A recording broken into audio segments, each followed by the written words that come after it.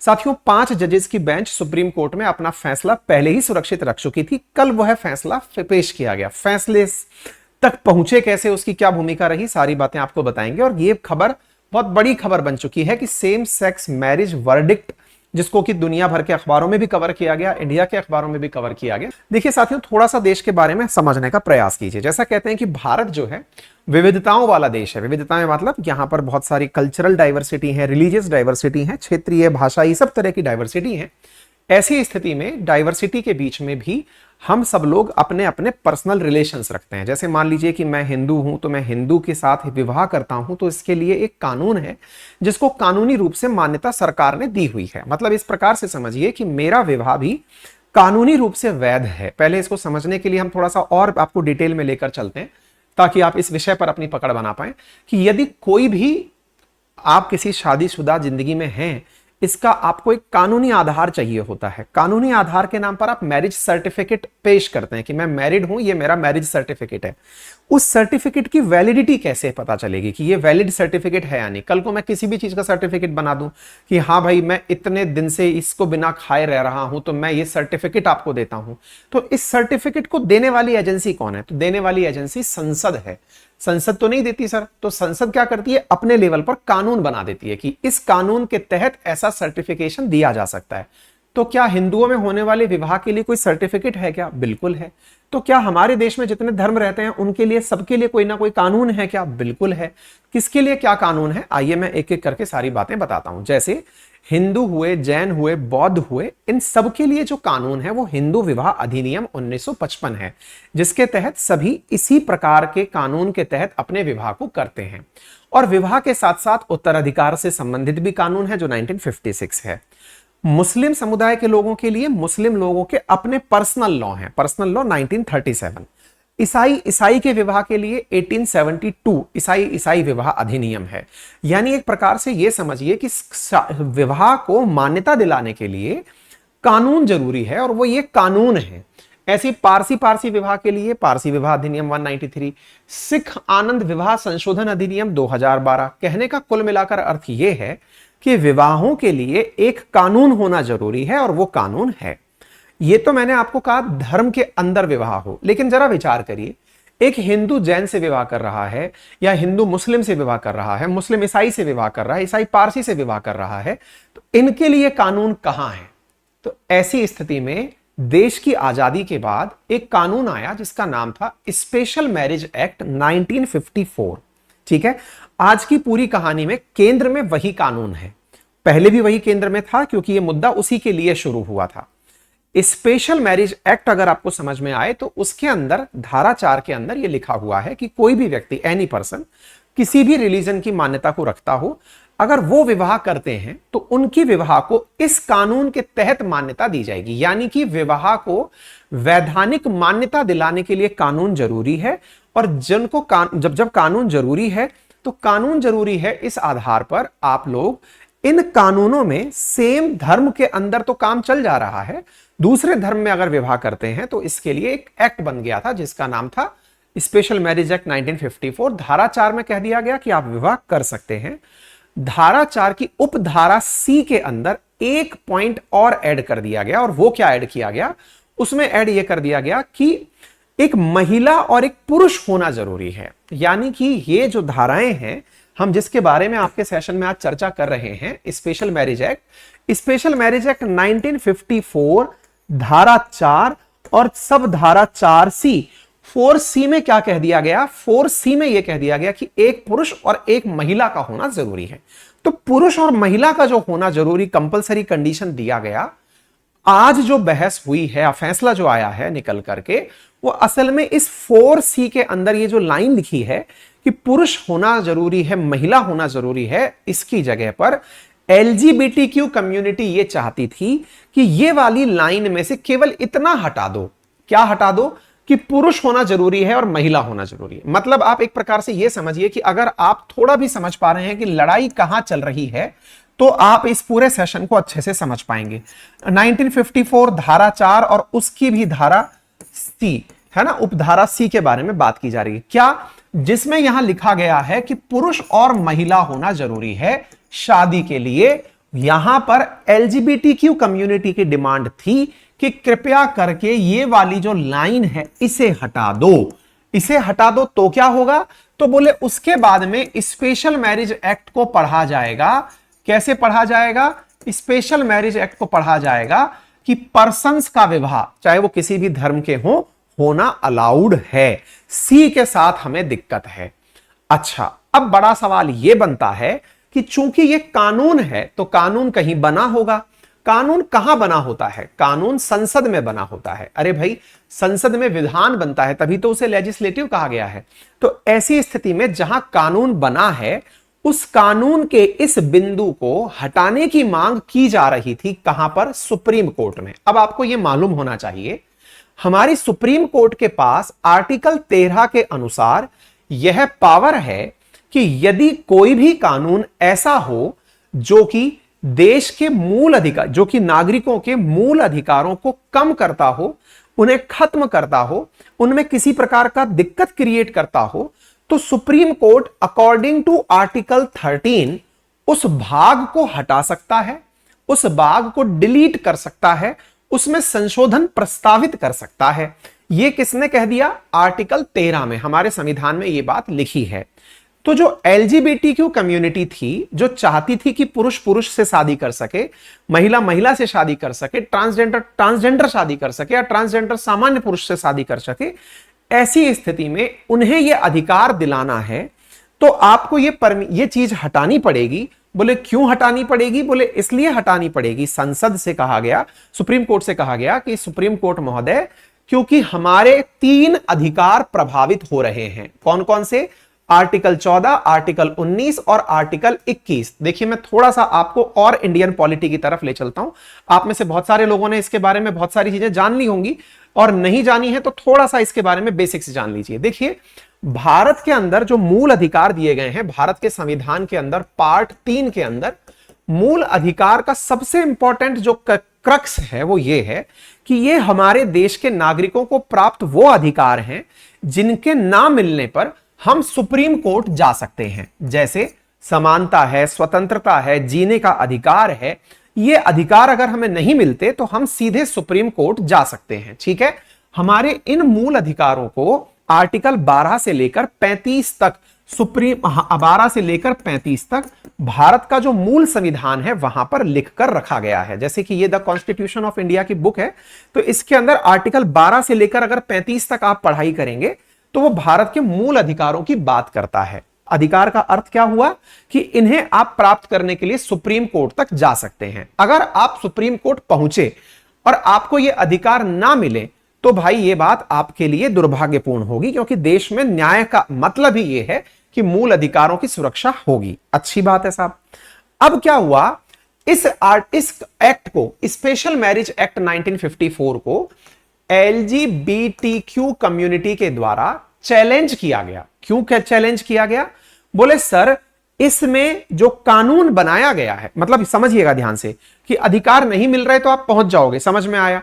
लेकिन कई बार हमारे देश में संसद कानून बनाती है, उससे संभव है कि हमारे देश का कोई भी वर्ग, कोई भी लिंग, कोई भी क्षेत्र, भाषा के आधार, कोई भी व्यक्ति हो सकता है इस आधार पर प्रभावित हो जाए कि उसे लगे कि उसके मूल अधिकार उससे छिन रहे हैं। ऐसी स्थिति में वो व्यक्ति सुप्रीम कोर्ट में शिकायत कर सकता है। तो LGBTQ community special marriage act 1954 की धारा 4 की उपधारा सी में लिखे इस आधार को कि यह केवल महिला और पुरुषों को ही विवाह का अधिकार देता है, इसकी शिकायत करने सुप्रीम कोर्ट पहुंच गया कि सर यह 14 नंबर आर्टिकल के खिलाफ है। देखिए ध्यान से समझिएगा, 14 नंबर आर्टिकल, 19 नंबर आर्टिकल और 21 नंबर आर्टिकल, ये ट्रायंगल है, मतलब सबसे महत्वपूर्ण आर्टिकल्स में मूल अधिकार में इन्हें माना गया है। तो आप इसको ऐसे समझिए, 14, 19 और 21 ये तीनों के तीनों मूल अधिकार के हिस्से में हैं। इसका मतलब इनकी प्राप्ति ना होने पर आप सुप्रीम कोर्ट जा सकते हैं। इसी कारण से जो याचिकाकर्ता थे उनका कहना था कि सर हमारे साथ समानता का अधिकार छीन लिया गया। कैसी समानता छीन ली गई? सर समानता का अधिकार हमारे देश में कहता है कि हमारा जो स्टेट है, state shall not discriminate on the grounds of religion, race, caste, sex, place of birth etcetera, यानी कि आप हमारे साथ इस आधार पर डिस्क्रिमिनेशन नहीं कर सकते। लेकिन सर हमारे साथ तो डिस्क्रिमिनेशन हो रहा है। कौन बोले? लेस्बियन। लेस्बियन बोले तो जो महिलाएं महिलाओं से संबंध रखना चाहती हैं, गे पुरुष पुरुष से संबंध रखना चाहते हैं, बाइसेक्सुअल वे लोग जो कि दोनों में इंटरेस्ट रखते हैं, ट्रांसजेंडर जो पैदा होते समय अपनी आइडेंटिटी समझते थे कि मैं पुरुष हूं, लेकिन पता चला बाद में कि उनमें महिलाओं के लक्षण विकसित हो गए, या महिलाएं जो पैदा होने पर महिलाएं थी लेकिन बाद में उन्हें अपने लक्षण पुरुषों जैसे दिखाई दिए, वो ट्रांसजेंडर। और क्यूअर, जिन्हें अभी तक नहीं पता है कि उनके अंदर कौन से कैरेक्टर हैं, अभी जिज्ञासु हैं अपने आप को लेकर के लिए, इसलिए वो अपने आप को अलग रखे हुए हैं। इन लोगों का कहना था कि मान लीजिए कि मेरा कैरेक्टर ये बनकर आया कि मैं लेस्बियन हूं, यानी महिला हूं और महिला से मैं अपना व्यवहार रखना चाहती हूं, अपना सेक्सुअल इंटरकोर्स रखना चाहती हूं, तो ऐसी स्थिति में मेरी समानता का क्या? बोले कौन सी समानता? बोले जो आर्टिकल 14 से मुझे मूल अधिकारों के अंदर मिली समानता है। बोले क्या समानता मिली है आपको? कि state shall not discriminate on the basis of religion, race, caste, sex etcetera. तो सेक्स के आधार पर आप मेरे साथ कैसे डिस्क्रिमिनेशन कर सकते हैं? बोले कहां कर दिया? बोले मैं शादी करना चाहता हूं। ध्यान से सुनिएगा, इन्होंने क्या कहा कि हम शादी करना चाहते हैं, और हम जब शादी करना चाहते हैं तो आपने हमसे हमारा अधिकार छीन लिया। तो भाई शादी करना चाहते हो, ये आपका अधिकार है, तो शादी करने का अधिकार छीन लिया, मतलब ये हुआ। बोले कैसे छीन लिया? बोले आपने स्पेशल मैरिज एक्ट में महिला पुरुष से शादी करेगी ये लिखा हुआ है, पुरुष महिला से शादी करेगी ये लिखा हुआ है, लेकिन पुरुष पुरुष से करेगा, महिला महिला से करेगी, या फिर जेंडर ओरिएंटेड ही नहीं है, लिंग के आधार पर डिसाइड नहीं होगा, ये तो आपने नहीं लिखा हुआ इस आर्टिकल में, मतलब इस कानून के अंदर। तो बोले क्या करें? तो बोले हमारा आर्टिकल नंबर 14 के तहत मिला हुआ अधिकार दीजिए। सुप्रीम कोर्ट के पास एलजीबीटीक्यू कम्युनिटी पहुंच गई अधिकार मांगने के लिए, और बोले क्या करें? तो बोले आप केवल इतना करिए सर, इस कानून में से इस सी नंबर उपधारा को हटा दीजिए, हमारे अधिकार हमें प्राप्त हो जाएंगे। ठीक है साहब। 19 हमारी अभिव्यक्ति की आजादी। अभिव्यक्ति की आजादी का मतलब हम अगर खुलकर समाज में ये कह पाते हैं, जैसे आज आप कह पाते हो कि मैं पुरुष हूं, मैं महिला हूं, आप अपने बारे में बोल पाते हो, आप कह पाते हो कि मेरी पत्नी ये है, मेरा पति ये है, ऐसे ही हमें भी अधिकार हो ये कहने का कि हम ट्रांसजेंडर हैं, या हम लेस्बियन हैं, हम गे हैं। हमारी स्वतंत्रता की भी हिफाजत हो, हमारे लिए भी समाज में प्रावधान हो कि हम लोगों को एक दूसरे के साथ अपने व्यवहार को बताने में किसी प्रकार का डर देश में महसूस ना हो। आर्टिकल 19 हमें वो मतलब ये गारंटी दे कि हमारे लिए भी सुरक्षा की बात हो। बोले ठीक है साहब, ये बात आर्टिकल 19 में अभिव्यक्ति की आजादी के तहत उन्होंने मांग कर ली। आर्टिकल 21 के तहत उन्होंने मांगी जीने की स्वतंत्रता। बोले अगर सर गलती से हमारे द्वारा यह कहा गया कि हम समलैंगिक हैं, अगर समाज के किन्हीं लोगों को पता चला कि हम समलैंगिक हैं, इस आधार पर समाज का कोई व्यक्ति आया और आकर के हमारे साथ प्रताड़ना कर गया, या हमें किसी प्रकार की चोट पहुंचा गया, या हमें मारकर चला गया, तो हमारे तो जीने का अधिकार ही छीन लिया सर। दूसरी बात, हम जीना चाहते हैं, खुलेआम अपने रिश्तों को कबूल करना चाहते हैं, लोगों को बताना चाहते हैं, जीना है ना हमारा अधिकार, तो हमसे ये 3 अधिकार क्यों छीने जाते हैं?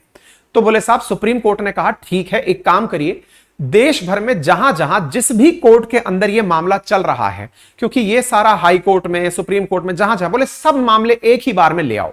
सुप्रीम कोर्ट ने सारे मामले एक ही बार में बुला लिए, क्लब करवा लिए, और क्लब करके कहा कि देखो अब सब जगह की बहस बंद कर दो, अब हम डिसीजन लेंगे, आ जाओ चर्चा करते हैं, सब लोग अपना पक्ष रखो, अपनी बात सुनेंगे, आराम से तसल्ली से बिठाओ।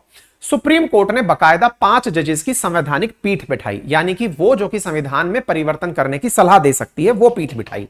संवैधानिक पीठ बैठ गई जो कि सलाह देती सरकार को, अगर कोई भी सलाह देनी होती, क्योंकि अपने आर्टिकल 13 की अकॉर्डिंग वो इन अधिकारों की पालना में हो सकता है किसी के लिए कोई फैसला दे दे। संवैधानिक पीठ बिठा दी गई, बैठ गई संवैधानिक पीठ। संवैधानिक पीठ ने बाकायदा सुनवाई करी, मई तक सुनवाई चली, और मई में अपना फैसला सुरक्षित रख लिया। बोले समय आने पर हम फैसला देंगे। तो अब आप देख लीजिए, मई के बाद में जून, जुलाई, अगस्त, सितंबर, अक्टूबर आ गए। आप इतने दिनों बाद अब फैसला जो उन्होंने तब सुरक्षित रखा था, अब उसे अनाउंस किया है, और वही सुर्खी बनी है। तो बोले सर मांग क्या थी, ये तो हमें समझ में आ गया। ये लोग चाहते थे कि इन्हें भी शादी करने का अधिकार दिया जाए, ये चाहते थे कि इन्हें भी समानता दी जाए, इन्हें भी अभिव्यक्ति की आजादी दी जाए, इन्हें भी जीवन की सुरक्षा दी जाए। इस मामले पर जब सुप्रीम कोर्ट ने सुनवाई करी, तब भी हमने सेशन किए थे, और उसमें बताया था कि केंद्र सरकार के द्वारा सुप्रीम कोर्ट में हलफनामा दायर करके कहा गया था कि माननीय, हमारी रिक्वेस्ट ये है कि कृपया करके आप इस विषय पर कोई भी निर्णय लें, उससे पहले हमसे कंसेंट जरूर करिएगा। बोले क्यों? बोले देखिए, कानून बनाने का जो अधिकार है वो सुप्रीम कोर्ट का नहीं है, वो हमारी विधायिका के पास है, संसद के पास है। अगर आपको लगता है कि हमने अपने द्वारा कोई चीज गलत की है और आप कहते हैं कि नहीं इसे परिवर्तित कर दीजिए, तो ये काम आप नहीं कर पाएंगे, ये आप हमको डायरेक्शन दीजिएगा कि कानून में परिवर्तन करना है। बोले ये चीज ध्यान रखिएगा सर, क्योंकि आर्टिकल्स हमें भी पता है कि देश में मतलब इस प्रकार की समानता रखनी होगी। बोले ठीक है सर, मतलब जुडिशियल एक्टिविज्म इतना ना हो कि हमारे अधिकार हमसे छिन जाएं। बोले ठीक है सर, सुप्रीम कोर्ट ने कहा ठीक है सोच लेंगे इस बारे में भी। फिर क्या हुआ, सुप्रीम कोर्ट में केंद्र का हलफनामा यह भी दिया गया कि माननीय हमारे बहुत से राज्य ऐसे हैं जो इस चीज के लिए तैयार नहीं है। तो बोले राज्यों से क्या पूछना, बोले सर अनुसूची 7 के अंदर जहां विषयों का बंटवारा होता है, केंद्र के विषय, राज्य के विषय और उसी बीच में है कनकरेंट विषय, समवर्ती सूची के विषय। समवर्ती सूची के अंदर मैरिज की भावना है, इसलिए हमें राज्य से पूछना पड़ता है। विषय जो मैरिज है वो राज्य का विषय भी है, यानी राज्य भी उस पर कानून बना सकता है और केंद्र भी उस पर कानून बना सकता है। राज्य और केंद्र जब दोनों कानून बना सकते हैं तो ऐसी स्थिति में राज्य से भी हमें पूछना पड़ेगा सर कि उन्हें तो कोई आपत्ति नहीं है ना। बोले ठीक है पूछ लेना सर, कोई बात नहीं। सब तरफ से मतलब केंद्र सरकार ने राज्यों से भी पूछताछ की और उन्होंने सबने ये कहा कि भाई सुप्रीम कोर्ट बस इतना ध्यान रखे कि खुद से कोई कानून ना बना दे, हम लोग फिर ध्यान रख लेंगे। ठीक है साहब। अब ये बात जब सुप्रीम कोर्ट में पहुंची तो सुप्रीम कोर्ट के फिलहाल वर्डिक्ट में क्या निकल कर आया, सुप्रीम कोर्ट ने साफ कहा कि देखो सबसे पहले तो ये समझो कि शादी मूल अधिकार नहीं है। ये बात आप भी समझ लीजिएगा, जो चीज इंपॉर्टेंट है वो क्या है, शादी मूल अधिकार नहीं है। यह बात आपको अच्छे से समझना जरूरी है, शादी मूल अधिकार नहीं है। अब इस ऐसा कहकर के सुप्रीम कोर्ट ने एक बड़ी इंटरेस्टिंग लाइन बोल दी। क्या बोल दी, शादी मूल अधिकार नहीं है। ये अपने आप में से अब कुछ लोगों को साउंड आ रहा होगा, बीच में थोड़ी बफरिंग आ रही होगी, असल में बगल के काम में दीवार पर कंस्ट्रक्शन चल रहा है और उसकी आवाज आपको आ रही होगी, थोड़ा सा मतलब टॉलरेट कर लीजिए अगर आ रही है तो। ठीक है, तो शादी मूल अधिकार नहीं है। सुप्रीम कोर्ट ने ऐसा कह के क्या कहा कि साहब कुल मिलाकर बात यह है कि आप कल को यह कहकर सुप्रीम कोर्ट नहीं आ सकते कि मेरी शादी नहीं हो रही है, मेरी शादी करवाइए। दूसरा, आप एलजीबीटीक्यू वाले शादी का मुद्दा लेकर हमारे पास आए हैं तो यह मूल अधिकार तो नहीं है, अर्थात इस विषय की तो चर्चा हम नहीं कर सकते। और जब शादी मूल अधिकार नहीं है तो आपके मूल अधिकारों के हनन के आधार पर हम स्पेशल मैरिज एक्ट 1954 की धारा 4 के उपधारा सी को क्यों छेड़खानी करें। बहुत इंटरेस्टिंग बात है, हम धारा 4 की उपधारा सी में क्यों छेड़खानी करें। हमको तो सुप्रीम कोर्ट होने के नाम पर ये मतलब कल का जो वर्डिक्ट है सब लोग अपने अपने लेवल पर पढ़ रहे हैं, सब लोग कह रहे हैं कि समलैंगिक लोगों को विवाह करने से रोक दिया गया है। सुप्रीम कोर्ट का जो वर्डिक्ट है उसका सबसे इंपॉर्टेंट पार्ट जो है, जो लोग रीड नहीं कर पा रहे हैं, वो ये कि वो साफ कह रहा है कि शादी मूल अधिकार नहीं है। भाई मूल अधिकार है तो सुप्रीम कोर्ट आओ, अब ये मूल अधिकार ही नहीं है तो क्यों आए हो। और जब मूल अधिकारों में हनन होने पर ही आर्टिकल 13 एक्टिवेट होता है तो भाई मूल अधिकारों में हनन हुआ ही नहीं तो हम इस आर्टिकल को क्यों उठाएं कि स्पेशल मैरिज एक्ट की ये धारा हटा दो, ये मूल अधिकारों का उल्लंघन करती है। बोले शादी मूल अधिकार है नहीं तो आर्टिकल 13 हमारे लिए यूज का बचता नहीं, और जब बचता नहीं तो इस कानून पर तो हम जाकर करें भी क्या। यानी एक ही बार में ना रहेगा बांस ना बजेगी बांसुरी। इस प्रकार से सुप्रीम कोर्ट ने सिंगल लाइन में सारे बवाल खत्म कर दी। अब लोग इसको रीड कैसे कर रहे हैं, सुप्रीम कोर्ट ने कहा कि समलैंगिकों के नहीं हो सकेंगे विवाह, बिल्कुल, क्योंकि अल्टीमेटली उन्होंने साफ कह दिया कि भाई शादी का मामला तुम लेकर आए हो, हमारे देश में महिला की शादी पुरुष से हो सकती है, पुरुष की महिला से हो सकती है, यही अलाउड है। दैट मींस अन्य प्रकार के विवाह अलाउड नहीं है। तो उम्मीद है पहली चीज तो आपको वर्डिक्ट के साथ समझ में आ गई होगी। क्लियर हो गया, तो यहां से सब ध्यान रखिएगा भाई, विशेष रूप से परीक्षार्थी इस विषय पर ध्यान दें, काफी इंपॉर्टेंट है ये। अब दूसरा विषय, सर इन्होंने ये भी कहा था चलो शादी की बात हटा दो, अब शादी तो गई इनके हाथ से कि शादी नहीं कर सकते, ठीक है समझ में आया, लेकिन सर अन्य मुद्दे भी तो थे। बोले जैसे आर्टिकल 14 समानता की बात करता है। मैंने कहा वो तो गया ना समानता की बात तो। बोले कैसे गया, हमने कहा शादी। बोले सर शादी तक की थोड़ी था समानता की बात। तो मैंने कहा फिर सर एक बात बताइए, एक महिला और पुरुष अगर हैं तो वो साथ रहते हैं, जैसे कल को पुरुष की मान लीजिए किसी आकस्मिक कारण निधन हो गया तो उसकी प्रॉपर्टी महिला के नाम पर जाएगी कि उसके जॉइंट अकाउंट में किसके पास जाएगी, ये तो हमको विवाह के साथ मिलने वाले लाभ हैं। ऐसी स्थिति में क्या होगा, अगर कोई कपल साथ रह रहा है तो उसके कानून का क्या होगा, उसके बैंक अकाउंट का क्या होगा, जमीन जायदाद का क्या होगा, कल को बच्चे उसको लेने हुए तो क्या होगा। समानता में तो बहुत सारी चीजें छिन गई। ऐसे ही 19 और 21 में भी अभिव्यक्ति छिन गई, जीने का अधिकार छिन गया। तो बोले इनका सुप्रीम कोर्ट ने कहा ठीक है, देखो शादी नहीं कर पाओगे ये तो हमने बोल दिया, हम ये नहीं बोल रहे कि शादी नहीं कर पाओगे, हम बोल रहे हैं शादी मूल अधिकार नहीं है। जब मूल अधिकार नहीं है तो बाकी सब अपने आप सेटल हो गया, स्पेशल मैरिज एक्ट लागू ही नहीं हुआ तुम पर, हटा दो इसको। अब आने वाले टाइम पर जो याचिका दायर होनी चाहिए वो ये होनी चाहिए कि शादी मूल अधिकार है, ठीक है। वैसे देश के अंदर शादी मूल अधिकार हो नहीं सकता, इतना जेंडर इनइक्वालिटी है। आगे बढ़ते हैं साहब, 14, 19, 21 के अंदर अब थोड़ा हम जब आगे बढ़े तो सुप्रीम कोर्ट ने साफ कहा, देखिए अगर आपको समानता की बात करनी है, स्वतंत्रता की बात करनी है, तो हमारी तरफ से इतनी सी लाइन समझ लीजिए, और वो क्या है कि आप लोग केंद्र को हम अपनी तरफ से आदेशित कर सकते हैं। किस बात के लिए? केंद्र को हम अपनी तरफ से आदेशित करते हैं, निर्देशित करते हैं कि वो एक ऐसी कमेटी का गठन करे जिस कमेटी का कार्य क्या हो कि वो आने वाले समय में समलैंगिक कपलों को, एलजीबीटीक्यू के अंदर जो रहने वाले लोग हैं, इनको अधिकार दिला सके। कैसे अधिकार? चाहे बैंक अकाउंट खुलवाने का अधिकार हो, जायदाद का अधिकार हो, ऐसे अधिकार दिलाने के लिए हम अपनी तरफ से केंद्र को डायरेक्शन देते हैं कि वो इनके इन अधिकारों के लिए कोई कानून बनाएं। अब ध्यान से सुनिएगा साहब, अगर कोई ये पूछे कि कल के वर्डिक्ट में एलजीबीटीक्यू हार गए, क्या ये सच है? आंसर है नहीं, हारे नहीं है, पार्शियली वो भी जीते हैं। पार्शियली क्यों? क्योंकि उनकी मांग केवल शादी करना नहीं था उनकी मांग में समानता की बात थी, स्वतंत्रता की बात थी, अभिव्यक्ति की बात थी। उस पर सुप्रीम कोर्ट ओके है। उसके लिए उन्होंने, सुप्रीम कोर्ट ने संसद को कह दिया है कि आप इसके लिए चीज बनाइए। तो बोले क्या कह दिया है ऐसा?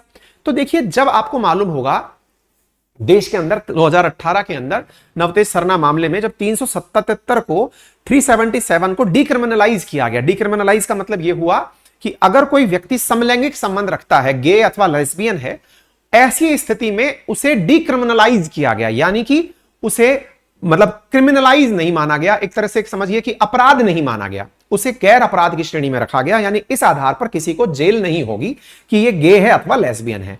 इसका मतलब जब आपने गे अथवा लेस्बियन होने पर जेल ना जाने का प्रावधान दे दिया, इसका मतलब सुप्रीम कोर्ट फॉरवर्ड ब्लॉगिंग में आगे बढ़ रही है कि वो ये कहती है कि गे हो अथवा लेस्बियन हो या जो भी एलजीबीटीक्यू, आप रह सकते हो। रहने के साथ साथ अब आपको अधिकार भी चाहिए। इसके लिए हम सुप्रीम कोर्ट को बोल देते हैं कि भैया आप इनके अधिकारों की चर्चा करो। अब सुप्रीम कोर्ट खोपड़ी खुजाल रही है। क्या खुजाल रही है? कि इसका मतलब ये शादी कर नहीं सकते लेकिन साथ रह रहे हैं, तो ये तो कोहैबिटेशन हो गया। कोहैबिटेशन का मतलब होता है लिव इन रिलेशन। देखिए बड़ा इंटरेस्टिंग चल रहा है ये पूरा मामला, पता नहीं आप इसको कितना समझ पा रहे हैं कितना नहीं, जरूरी नहीं है सबके ये मामला समझ में आए, लेकिन जो इस विषय पर पारखी हैं उनको समझ में आ जाएगा। आज थोड़ा ज्यादा ही इंडियन पॉलिटी और कानून में मैं घुस गया हूं। सामान्यतया जो हमारी एप्लीकेशन की क्लासेस होती हैं मैं उनमें इंडियन पॉलिटी पढ़ाता हूं, यहां तो केवल करंट अफेयर चल रहा होता है, लेकिन आज आप लोग भी थोड़ा सा इंडियन पॉलिटी का आनंद ले लीजिए। तो सीन क्या है, यहां पर क्या निकल कर आता है भाई, जब सुप्रीम कोर्ट के सामने यह मामला पहुंचा तो सुप्रीम कोर्ट ने बड़े ही स्मार्ट तरीके से एक चीज ये कह दी कि आप लोग इस पर कानून बनाइए। कानून के मामले में पचड़ा क्या फंस गया, अब वो समझिएगा। देखिए हमारे देश में सीधी सी बात समझिए, सेक्शन 307, अब ये आईपीसी का सेक्शन 377 डिक्रिमिनलाइज होने का मतलब क्या हुआ, सेक्शन 377 हटने का मतलब क्या हुआ कि अगर कोई व्यक्ति गे है अथवा लेस्बियन है तो उसको जेल नहीं होगी। ठीक है साहब। अब गे है अथवा लेस्बियन है, इसका मतलब समलैंगिक संबंध है। ठीक है साहब। अब अगर कोई समलैंगिक संबंध रखने वाला व्यक्ति है तो वो एक साथ रह रहा है, यानी कपल में रह रहा है। भाई कपल का मतलब दो लोगों का एक साथ रहना, कपल में रहना हुआ। कपल में रहना कोहैबिटेशन, कोहैबिटेशन अंग्रेजी में, और कोहैबिटेशन का ही दूसरा नाम होता है live in, live in relation. एक काफी ज्यादा वीडियो वायरल है राजस्थान का जिसमें लिव इन की परिभाषा पूछी गई। लिव इन क्या होता है? लिव इन सिंपल सा मतलब ये, कोई दो लोग आपस में एक साथ रहते हो, वो लिव इन है। आप अपने दोस्त के साथ भी रह सकते हैं, वो लिव इन है। कोहैबिटेशन में लिव इन जो आजकल प्रायोगिक रूप से यूज किया जा रहा है वो इसलिए किया जा रहा है कि यदि वो इंटीमेसी भी रखते हैं एक दूसरे के साथ में, उनके मध्य में एक सेक्सुअल अन्योन क्रिया भी है, उनके बीच में सेक्सुअल इंटीमेसी भी अगर उनके बीच में है तो उसे आजकल लिव इन के लिए यूज किया जाता है। तो यहां तो साफ बोला ही जा रहा है कि गे और लेस्बियन जो एक दूसरे के साथ लैंगिक संबंध रखते हैं तभी तो समलैंगिक है। लैंगिक संबंध में साथ रह रहे हैं तो लिव इन रह रहे हैं।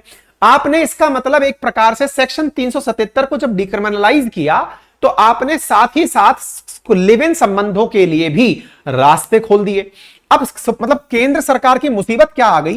केंद्र सरकार की मुसीबत यह आ गई कि सुप्रीम कोर्ट ने इनसे यह कह दिया है कि आप लोग इनको आर्टिकल 19, 21 और 14 ये नंबर के जो आर्टिकल्स हैं इनके तहत मिलने वाले जो अधिकार हैं, चाहे वो कैसा भी अधिकार हो, बैंक खाते का, जायदाद का, उत्तराधिकार का, जैसा भी कानून हो, इसके लिए कार्य करिए।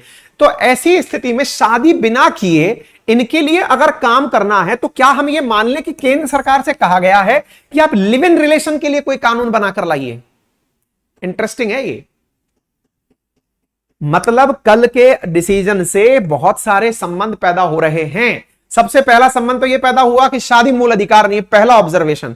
मैंने कल भी सेशन करने की सोची थी, कल इसलिए नहीं करूंगा, थोड़ा सा और इसके अंदर लोगों का ऑब्जर्वेशन आने दो, फिर अपना ऑब्जर्वेशन देंगे। दूसरा जो ऑब्जर्वेशन निकल के आता है, जब केंद्र को आप गाइडलाइन दे रहे हो और कह रहे हो कि यह चीज अलाउड नहीं है, लेकिन आप कानून बनाइए इन लोगों के लिए, कानून बनाइए, इसका मतलब क्या आप समलैंगिक की तरह ही, फिर तो लड़का लड़की भी साथ रहे, क्या दिक्कत है? फिर तो आप लिव इन रिलेशन को और ज्यादा मजबूती दे रहे हो। जब आप समलैंगिक को अधिकार देने की बात करते हो तो फिर तो लिव इन को भी अधिकार देने की बात करोगे, और समलैंगिक के साथ साथ लिव इन को अधिकार देने की बात करते हो। तो ऐसी स्थिति में क्या आने वाले समय में केंद्र सरकार लिव इन के लिए भी कानून बनाएगी? बड़ा सवाल है जो कि कल ही छूट गया है। आने वाले समय में केंद्र सरकारें और राज्य सरकारें आपस में बैठकर इस विषय पर चर्चाएं करेंगी। उम्मीद है कि आप लोगों को यह बात अब अच्छे से समझ में आ गई हो। बाकी जो भी बातें हैं मैंने समझा दी हैं, बाकी तो आप पढ़ लीजिएगा, कंटेंट बहुत ही सारा दे दिया है हमने, कोई दिक्कत नहीं है। कुल मिलाकर के जो बातें समझाने की थी वो हमने समझा दी हैं।